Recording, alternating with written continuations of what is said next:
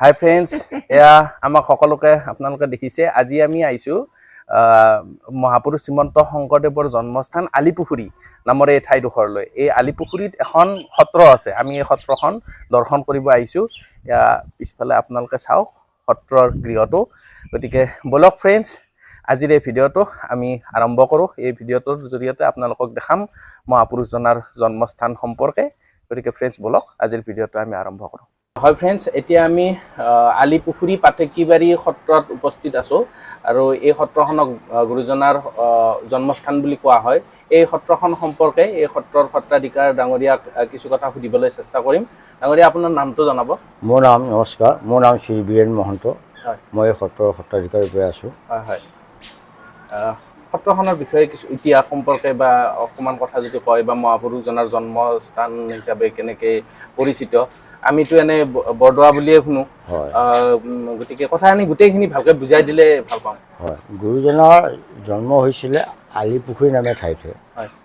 আমি আগতো পাইছোঁ, আমিও পঢ়িছিলোঁ যে বৰদোৱাৰ ওচৰৰ আলিপুখুৰী নামে ঠাইত গুৰুজনাৰ জন্ম হৈছিল। আমি সেইধৰণে পাইছিলোঁ। গতিকে বৰদোৱাৰ ওচৰৰ আলিপুখুৰী জেগাটো হৈছে এইটো। জন্ম হৈ পেলাই তেখেতে ইয়াতে 20 বছৰ বয়সৰ পিছত তেখেত বৰদোৱালৈ গুচি যায় আৰু তাতেই তেখেতে গোটেইখিনি ধৰ্ম কৰ্ম গোটেইখিনি তাতে কৰিছিলে বৰদোৱা। হয়, আৰু এই গুৰুজনাৰ জন্ম ঠাই শ্ৰী শ্ৰী আলিপুখুৰী পাতেকিবাৰী সত্ৰখন বৰ্তমান আগতে আছিলে নগাঁও জিলাত অবিভক্ত যেতিয়া হৈ আছিলে, এতিয়া বিভক্ত হ'ল। এই বিভক্ত হোৱাত এতিয়া এই আলিপুখুৰী পাতেকিবাৰী সত্ৰখন মৰিগাঁও জিলাৰ অন্তৰ্গত মোৰাবাৰী গাঁৱত অৱস্থিত এই আলিপুখুৰী পাতেকিবাৰী সত্ৰখন, য'ত গুৰুজনাৰ জন্ম হৈছিলে। এতিয়া এই সত্ৰখন আলিপুখুৰী, এই আলিপুখুৰী অকল এইখিনি নহয়, এটা বিস্তৃত অঞ্চল। আপুনি ইয়াৰ কেইখনমান স্কুলত আপুনি গৈ চাব পাৰিব, তাত চাইনবোৰ্ডতো লিখা হৈ আছে আলিপুখুৰী এম ই স্কুল বা আলিপুখুৰী LP স্কুল এনেকুৱা বুলি লিখা হৈ আছে।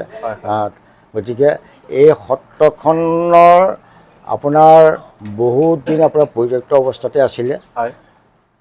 1923 চনত যেতিয়া ব্ৰিটিছ চৰকাৰ শাসনকাল আছিলে, ইয়াৰে স্থানীয় মুছলমানসকলৰ নিৰ্দেশ মৰ্মে তেতিয়া ৰায়চাহাব বৌদ্ধৰ বৰকাকতি দেৱই 14টা হাতীৰে এই অঞ্চলৰ হাবি বন কাটি পেলাই এতিয়া বৰ্তমান আমাৰ যি জেগাত আপোনাৰ মণিকূটটো আছে, সেই মণিকূটটোত এই মুছলমানসকলৰ নিৰ্দেশ মৰ্মে তাত এগছ ৰাতি বন্তি জ্বলি থাকে আৰু সেই জেগাখিনি সম্পূৰ্ণ তাৰমানে ঘাঁহ বন নোহোৱা জেগা আছিলে।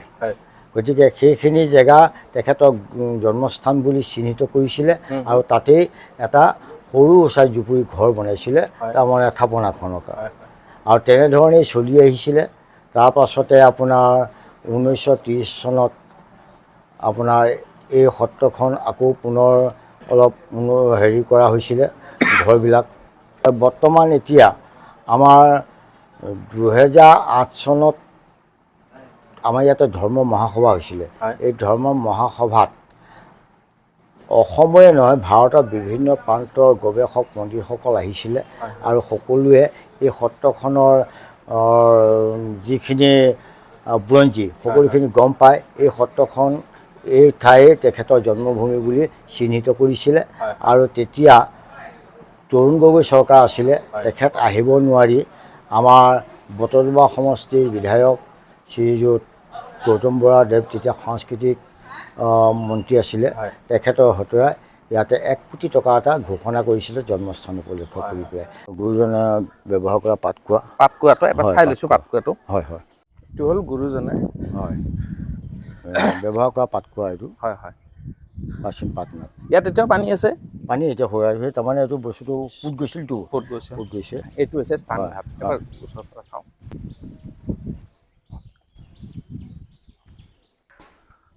সেইটো কোৱা নেকি মাজৰ এটা? সেইটো নহয়, সেইটো পিছৰ আছিলে আপোনাৰ। সিফালে এইখিনি খান্দি দিয়াৰ কাৰণে এই কুঁৱাটো তাৰমানে তললৈ গুচি গৈছে। এনেই আপোনাৰ এইফালে বাঢ়ি আছিলে, আমাৰ সুবিধাৰ কাৰণে তাৰমানে এইফালে অলপ পুতি পেলাই সেইফালে খান্দি দিয়া হৈছে। এই শিলিখাজোপা কি বিশেষত্ব? এই শিলিখাজোপা আপোনাৰ বহুত দিনৰ পুৰণা, কিমান দিনৰ আমি সেইটো ক'ব নোৱাৰিম, আগতে আছে। কিন্তু সেই শিলিখাজোপা আপোনাৰ মৰি গৈছিলে হয় মৰি গৈ পেলাই আকৌ পুনৰ তাৰমানে এতিয়া দেখা পাব আপুনি হয় হয় তাৰমানে জীৱিত হৈছে হয় কিন্তু এই জীৱিত অৱস্থালৈ অনাত অৰিহণা যোগাইছে বিশেষকৈ এতিয়া আমাৰ নগাঁৱৰ হয় কিন্তু তেখেত দিল্লীত থাকে প্ৰিয় ভূঞা বুলি কয় তেখেতে তেখেতৰ প্ৰচেষ্টাতে এই বস্তুটো দেখিছেই নহয় এইটো তাৰমানে পূৰা মৰি গৈছিলে আকৌ পুনৰ এতিয়া প্ৰাণ পাই উঠিছে এই গছজোপা মানে কিবা এদি ঔষধ চৌষধ এনেকুৱা দিয়া হৈছে হয় হয় এইটো প্ৰাকৃতিক হিচাপে তেখেতে তাৰমানে হেৰি কৰিছিলে বহুত দিন আহি পেলাই তেখেতে এইটো পৰিচৰ্যা কৰিছিলে তাৰপিছত এতিয়া বৰ্তমান বস্তুটো ঠন ধৰি উঠিছে আৰু এইটো মৰি গৈছিলে মৰাৰ পৰা আকৌ পুৰণা গছ পুৰণা গছ এইটো হয় আৰু এইফালে আহিব পাৰিব আপুনি গোটেই তাৰমানে ইয়াতে স্থাপন কৰা হৈছে গুৰু আসন মানে ঠিক এইখিনি জেগাতে আগতে মানে গছ গছনি ঘাঁহ বন একো নাছিল আৰু সেইকাৰণে এইখিনি জেগাকে চিহ্নিত কৰি তাৰমানে এই মণিকূট ভাগ স্থাপন কৰিছে হয় হয় প্ৰথমতে আছিলে এটা সাধাৰণ ঘৰ হয় এতিয়া বৰ্তমান প্ৰসাৰ হৈছে আৰু প্ৰসাৰ কৰা হৈছে হয় হয় হয় তাৰ বাহিৰে আপোনাৰ ইয়াতে আছে ভিতৰত আছে কিন্তু এতিয়া বস্তুখিনি আপোনাৰ আমি এতিয়া বৰ্তমান সত্ৰ আয়োগৰ মানুহ আছিলোঁ আমি উলিয়াইছিলোঁ সেইখন টেবুল হৈছে সেইখন টেবুল আমি সত্ৰ আয়োগক দেখুৱাই আমি সোমোৱাই দিম আৰু তেখেতৰ হাতে লেখা কীৰ্তন পুথিভাগ আছে ঠগা ভাগ আছে ইয়াতে ভিতৰতে আছে বস্তুখিনি কিন্তু সেইখন টেবুলখন সেইখন টেবুলখন কি আছিল কি কামত ইউজ কৰা হৈছিলে তেখেতে শাস্ত্ৰ লিখিছিলে তাৰমানে এইটো হেৰি কথত বহি পেলাই লেখা এখন টেবুল এনে ওপৰত বহি লয় তেতিয়াতো তেখেতসকলে কথতে বহিছিলে আপোনাৰ এইটো হৈছে চন্দুক আগতে এই চন্দুকটো আপোনাৰ এনেকৈ কৰিলে জনুক জানাক কৰিছিলে কিন্তু এইটো আপোনাৰ কোনো দুষ্কৃতিকাৰী নি পেলাই ভাঙিছিলেগৈ ভাঙোতে তাৰমানে এই বস্তুটো এতিয়া জনুক জানাক নকৰা হৈ গ'ল মহাপুৰুষ জনাৰ চন্দুক আছিল হয় চন্দুকটো হয় দানপাত্ৰ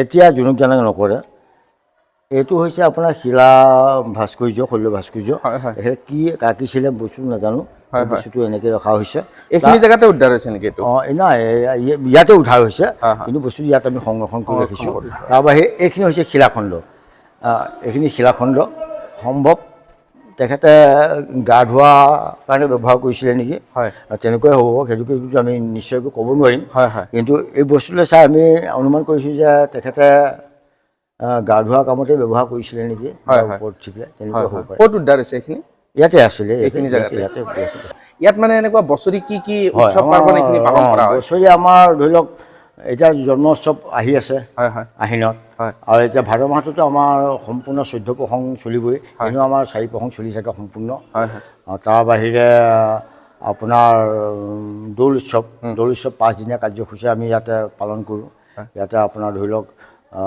দৌল উৎসৱৰ লগত সংগতি ৰাখি আমি ৰং মেলাও আয়োজন কৰা হয় কমিটিয়ে কৰে ইয়াত আমাৰ কমিটিখন বহুত ডাঙৰ কমিটি আছে আৰু তাৰ বাহিৰে আমাৰ বৌদ্ধ পূৰ্ণিমাৰ বহাগতো পৰে জেঠতো পৰে বৌদ্ধ পূৰ্ণিমাৰ নেক্সট শনি আৰু দেওবাৰত আমি ইয়াতে মহাপালনাম আয়োজন হয় প্ৰতি বছৰ হাই ফ্ৰেণ্ডছ আজিৰ এই ভিডিঅ'টোত ইমানখিনিয়েই আশা কৰিলোঁ আপোনালোকে আজিৰ এই ভিডিঅ'টো চাই ভাল পালে যদি ভিডিঅ'টো চাই ভাল পালে ভিডিঅ'টি লাইক কৰিব কেনে পালে কমেণ্টত জনাব আমাৰ এই চেনেলটি ছাবস্ক্ৰাইব কৰিব ভিডিঅ'টি চোৱাৰ বাবে আপোনালোকক বহুত বহুত ধন্যবাদ